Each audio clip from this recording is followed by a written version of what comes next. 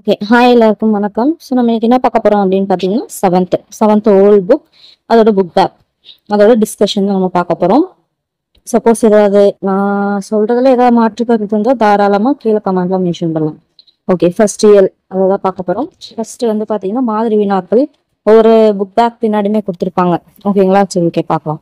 So first பார்த்தீங்கன்னா திருவி கல்யாண சுந்தரம்னா பிறந்த ஊர், அதாவது திருவிக்கா இருக்கா இல்லையா, அவரோட பிறந்த ஊர் எதுன்னு கேக்குறாங்க. ஆக்சுவலி பார்த்தீங்கன்னா காஞ்சிபுரத்துல துல்லம் அப்படின்ற ஊர்ல தான் பிறந்திருப்பாரு. பட் வந்து துல்லத்தை வந்து இப்ப நம்ம என்னன்னு சொல்றோம் அப்படின்னு பாத்தீங்கன்னா தண்டலம் அப்படின்னு சொல்றாங்க அப்படின்றாங்க. ஓகேங்களா, இப்போ பிறந்த ஊர் பார்த்தோம்னா காஞ்சி, துல்லம், தண்டலம். ஓகேங்களா, ஓகே. திருவிக்கா இயற்றிய பொதுமை வேட்டல் என்னும் தலைப்பில் உள்ள பாக்களின் எண்ணிக்கை எவ்வளவு அப்படின்னு பாத்தீங்கன்னா 430. ஓகேங்களா, ஆக்சுவலி பாத்தீங்கன்னா அதிகாரம் நினைக்கிறேன், அதிகாரம் 44 இருக்கும். ரைட். தலைப்பு தலைப்பு பார்த்தோம்னா 44 தலைப்பு இருக்கும். அதான் பாக்கள் பார்த்தோம்னா 430 இருக்கும். ஸோ இதுவும் ஞாபகம் வச்சுக்கோங்க, 44 தலைப்புல 430 பாக்கள் இருக்கும் அப்படின்னு சொல்லிட்டு ஞாபகம் வச்சுக்கோங்க.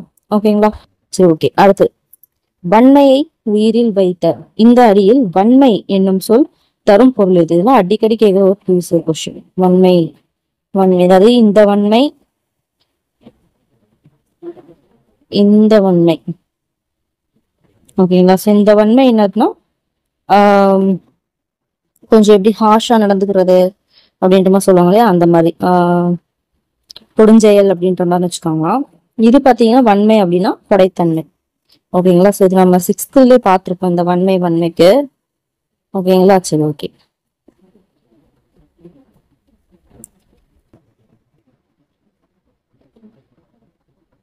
அடுத்து குறள் வெண்பாக்களால் ஆன நூல் எது அப்படின்னு பார்த்தோம்னா திருக்குறள்.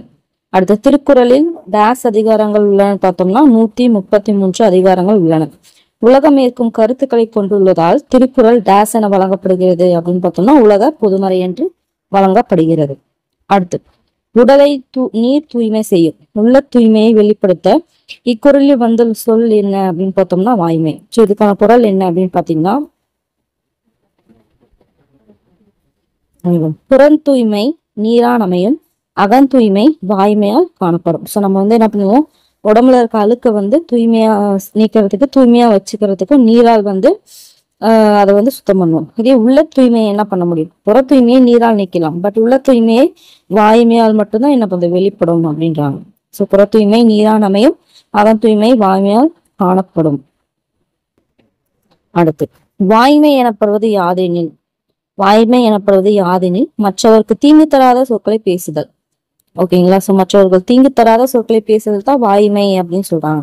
ஸோ அதுக்கான குறள் பார்த்தோம்னா வாய்மை எனப்படுவது யாதெனில் யாதொன்றும் தீமை இல்லாத சொல்லல். ஸோ வாய்மை என போற்றப்படும் பண்பு எதுவெனில் அது மற்றவருக்கு எவ்வகையிலும் தீங்கு தராத சொற்களை பேசுதல் ஆகும். ஓகேங்களா, இதுவுமே ஒரு ப்ரீவியஸ் கொஸ்டின் தான், ரொம்ப முக்கியமான ஒரு குறள். ஓகே, அடுத்த பிரித்தல் எழுதுக. யாதெனின் யாது கூட்டல் எனின், யாது கூட்டல் எனின் தான் யாதெனின். சோ உயிர்வதின் குரல் மேய் விட்டு ஓடும். அதுக்கடுத்து பார்த்தோம்னா உடல் மேல் உயிர் வந்து ஒன்றுவது இயல்பு. அடுத்து அதே தான், இதுக்கும் அதே தான் அப்ளை ஆகும். ஸோ பொய்யாது ஒழுகின் அப்படின்னா பொய்யாது கூட்டல் ஒழுகின். அடுத்து புறம் கூட்டல் தூய்மை தான் புறம் தூய்மை. ஓகேங்களா, ஸோ வந்து கெட்டு போயிட்டு இத்தோட இணை எழுத்து வரும். இணை எழுத்து இத்தோட இணை எழுத்து இந்த. ஸோ புறம் தூய்மை, புறம் தூய்மை, புறம் கூட்டல் தூய்மை. அடுத்து சேர்த்து எழுதுக. தன்னெஞ்சு, தன்னெஞ்சு வந்து பிரிச்சு சேர்த்து எழுதும். தன் கூட்டல் நெஞ்சு, தன்னெஞ்சு, தன் கூட்டல் நெஞ்சு எப்படி எழுதணும் அப்படின்னு பாத்தீங்கன்னா சேர்த்து எழுதுமோ தன் நெஞ்சு. ஸோ இது புணர்ச்சி விதி. ஸோ கொஞ்சம் வந்து இதாதான் இருக்கு. ஸோ தெரிஞ்சா கீழே கமெண்ட் பண்ணுங்க. இது பாத்தீங்கன்னா தன் நெஞ்சு. ஸோ அது பார்த்தீங்கன்னா தன் நெஞ்சுன்னு வரும்போது இந்த நா வரும், பட் சேர்த்து எழுதும் போது இந்த நா தான் வரும். அதை பார்த்துக்கோங்க. புகழ் இல்லை, இல்லு கூட்டல் இல்லை, புகழ் இல்லை.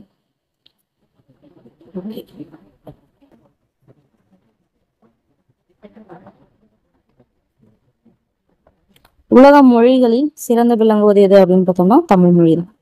அம்மை அப்பன் என்னும் சொல் வழங்கும் நாடு எது அப்படின்னு பார்த்தீங்கன்னா குமரி நாடு. வாழ்வியலுக்கு இலக்கணம் கூறும் மொழி எதுன்னா தமிழ் மொழி. உலக மொழிகளில் சிறந்து விளங்குவது தமிழ் மொழி. அம்மை அப்பன் என்னும் சொல் வழங்கும் நாடு குமரி நாடு. வாழ்வியலுக்கு இலக்கணம் கூறும் மொழி தமிழ் மொழி. அடுத்து உலகில் மிக பழமையான நிலப்பகுதி குமரிகண்டம். அதே மாதிரி பார்த்தோம்னா தமிழில் டேஸ் பெயர்கள் மிகவும் குறைவு அப்படின்னு பார்த்தோம்னா இடுகுறி பெயர்கள் வந்து மிகவும் குறைவு. எல்லா மொழிகளிலும் எழுத்துக்கும் சொல்லுக்கும் இலக்கணம் உண்டு. எல்லா மொழிகளிலும் எழுத்துக்கும் சொல்லுக்கும் இலக்கணம் உண்டு. புலவர்கள் செய்யுளுக்கு சிறப்பு சேர்க்க ஓமைகளையும் உருவகங்களையும் பயன்படுத்தி பாடல்கள் இயற்றினார்கள். புலவர்கள் செய்யுளுக்கு சிறப்பு சேர்க்க ஓமைகளையும் உருவகங்களையும் பயன்படுத்தி பாடல்கள் இயற்றினார்கள்.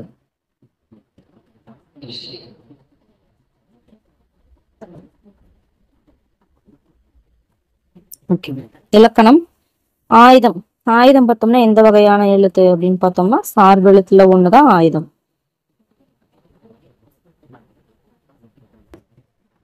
இப்போ வந்து சார்பெழுத்து 10 வகைப்படும்.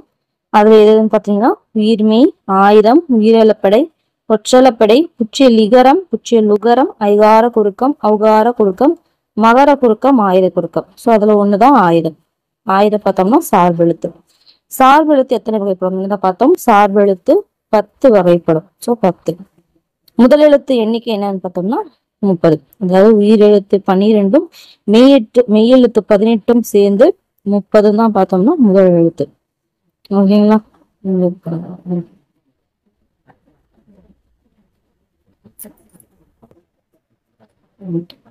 நம் தமிழ் மொழியில் உயிரெழுத்துக்கள் 12ம் மெய்யெழுத்துக்கள் 18ம் தனித்து இயங்கி முதன்மை பெற்று விளங்குவதால் அவற்றை முதல் எழுத்துக்கள் என்கிறோம்.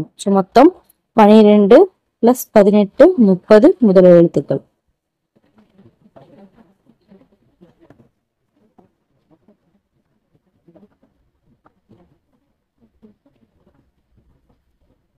ஓகே பாருங்க. கொஸ்டின் வந்து அதாவது ஒரு பத்தி கொடுத்துட்டு கீழே கொஸ்டின் கேட்பாங்க அப்படின்னு பார்த்துப்போம். ஸோ அது வந்து பேராகிராஃபாவும் இருக்கலாம், பாடலாகவும் இருக்கலாம். ஸோ பாடலா கேட்கும்போது இந்த மாதிரி தான் கேட்பாங்க. ஸோ இங்க ஒரு பாடல் கொடுத்துட்டு அதுக்கு வினாக்கள் கேட்டிருக்காங்க. வினாக்கள் கேட்டு அதுக்கு விடைகள் வந்து கொடுத்துருக்காங்க. ஸோ அதை பார்க்கலாம். ஸோ நீதி நெறி வலுவாமல் நிற்க வேண்டும், நெஞ்சார உண்மைதனை பேச வேண்டும், ஓதிமறை உயர்ந்தவரை மதிக்க வேண்டும், ஒப்பற்ற ஆசான் சொல் கேட்க வேண்டும், ஆதியிலே வாழ்ந்த முறை நினைக்க வேண்டும், ஆபத்தில் உற்றவருக்கு உதவ வேண்டும், சோதி வடிவானவனை சொல்ல வேண்டும், சுகம் பெறவே வாயார வாழ்த்த வேண்டும். ஸோ வந்து கொஸ்டின் பார்க்கலாம். எப்படி நிற்க வேண்டும், எப்படி நிற்க வேண்டும்னு சொல்லிட்டு பார்த்தோம்னா நீதி நெறி வலுவாமல் நிற்க வேண்டும். ஆன்சர் வந்து நீதி நெறி வலுவாமல் நிற்க வேண்டும்.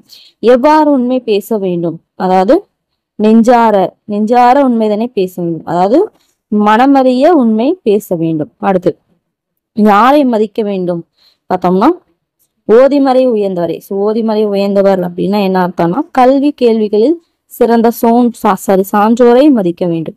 அடுத்து யாருடைய சொல்லை கேட்க வேண்டும், யாருடைய சொல்தான் ஒப்பற்ற ஆசான் சொல் கேட்க வேண்டும். சோ ஒப்பற்ற ஆசான் சொல்லை நம்ம கேட்க வேண்டும். ஆசான்னா ஆசிரியர். அடுத்து பாடலுக்கேற்ற தலைப்பு தருக. இவங்களே கொடுத்துருக்காங்க வாழும் முறை அப்படின்னு சொல்லிட்டு. ஓகேங்களா? சோ அது வந்து இவங்க கொடுத்துட்டாங்க. நமக்கு பயிற்சிக்கு ஒரு பாடல் கொடுத்துருக்காங்க. சாதிகள் இல்லை எடி பாப்பா, குலத்தாழ்ச்சி உயர்ச்சி சொல்லல் பாவம், நீதி உயர்ந்த மதிக்கல்வி, அன்பு நிறைய உடையவர்கள் மேலோர், உயிர்களிடத்தில் அன்பு வேணும், தெய்வம் உண்மை என்று தானறிதல் வேணும், உயரமுடிய நெஞ்சம் வேணும், இது வாழும் முறைமையடி பாப்பான்னு சொல்லிட்டு ஒரு பாரதியாரோட பாப்பா பாட்டு. சோ வந்து பாத்தீங்கன்னா வீணா என்ன வேணா ஃபர்ஸ்ட் வீணா பார்த்தோம்னா எது பாவம் அப்படின்னு பார்த்தோம்னா குலத்தாழ்ச்சி உயர்ச்சி, குலத்தோட தாழ்ந்தவர்கள் உயர்ந்தவர்கள் அப்படின்னு சொல்றது பாவம் அப்படின்றாங்க. மேலோர் எத்தன்மையர் அப்படின்னு பார்த்தோம்னா அன்பு நிறைய உடையவர்கள், அன்பு நிறைய உடையவர்கள் தான் மேலோர். அடுத்து யாரிடத்தில் அன்பு செலுத்த வேண்டும், உயிர்களிடத்தில் அன்பு வேணும். சோ வாழும் முறைமை எது அப்படின்னு பார்த்தோம்னா தெய்வம் உண்மை என்று தானறிதல், அதாவது தெய்வம் உண்மை அப்படின்னு சொல்லிட்டு அறிந்து கொள்ள வேண்டும். அதே மாதிரி வைரமுடைய நெஞ்சு வேணும். இதுதான் வாழும் முறைமையடி பாப்பா. அடுத்து பார்த்தோம்னா வல்லினம் மிகும் இடங்கள் மிகா இடங்கள். சோ ஃபர்ஸ்ட் பார்த்தோம்னா அதாவது சுட்டெழுத்துக்கள் அதே மாதிரி வினாய எழுத்துக்கள் முன் வல்லினம் எழுத்தை வந்து முதலாக உடைய சொற்கள் வந்தாலும் வல்லினம் மிகும் அப்படின்னு சொல்லியிருக்காங்க. அடுத்து சுட்டெழுத்துக்கள் ஆ இ உ என்பன சுட்டெழுத்துக்கள். இது வந்து பார்த்தோம்னா இந்த எழுத்துக்களின் முன் வல்லின எழுத்துக்களை முதலாக உடைய சொல் வந்து சேர்ந்தால் இடையில் அவ்வெழுத்தின் மெய்யெழுத்து தோன்றும், இதனை வல்லொற்று மிகுதல் அப்படின்றாங்க. சொல்ல ஒண்ணும் கிடையாது. சுட்டெழுத்து ஆ இ உ, அதே மாதிரி வினா எழுத்து ஏ. ஸோ இது வரும்போது பார்த்தோம்னா அதுக்கு முன்னாடி வல்லினம், அதாவது இந்த மாதிரி கசட தபர வந்துச்சு அப்படின்னா வல்லெழுத்து மிகும் அப்படின்னு சொல்றாங்க. ஸோ அதுதான் வந்து பார்த்தோன்னா இங்க பயிற்சி கொடுத்துருக்காங்க. ஸோ அவங்களுக்கு எக்ஸாம்பிளும் கொடுத்துருக்காங்க. கூட்டல் பையன். ஸோ அப்படின்றத பார்த்தோன்னா வல்லின எழுத்து, வல்லின உயிர்மை. ஸோ அப்ப அதோட இனமான மெய் எழுத்தான மிகும். ஸோ அப்பையன்.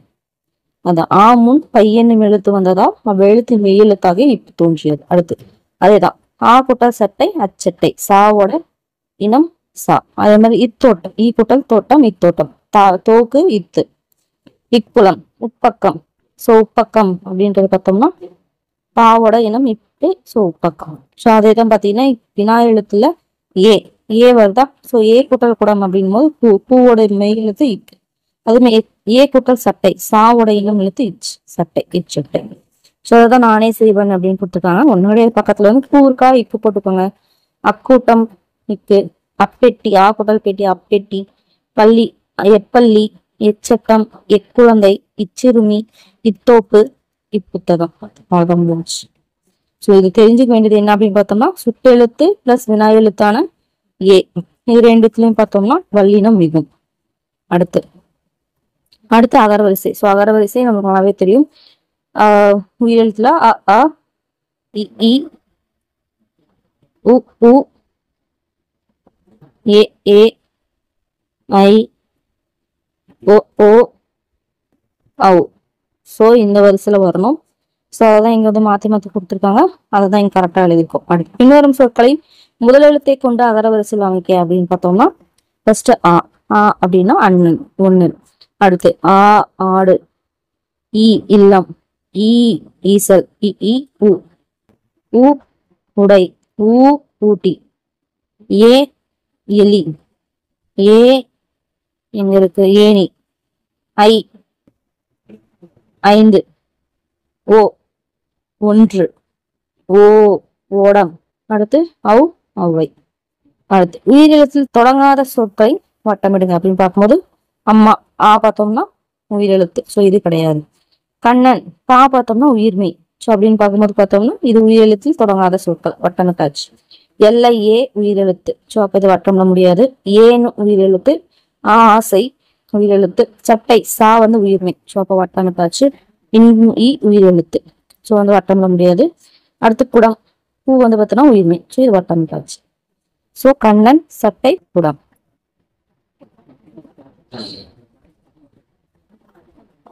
ஸோ இது எப்படி கேட்கலாம் அப்படின்னு பார்த்தீங்கன்னா பேராகிராஃப் கொடுத்து இதுல இருந்து கொஸ்டின்ஸ் கேட்கறதுக்கு வாய்ப்பு இருக்கு.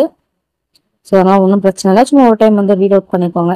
இது ஒன்றும் பெருசா இல்லை. அதே மாதிரி தான் இதுவும் புலிதேவர் பத்தி நம்ம படிச்சிருக்கோம் இல்லைங்களா, அது அடுத்து ஓகே அவ்வளோதான். இயல் 1 வந்து முடிஞ்சாச்சு. ஸோ அவ்வளோதான்.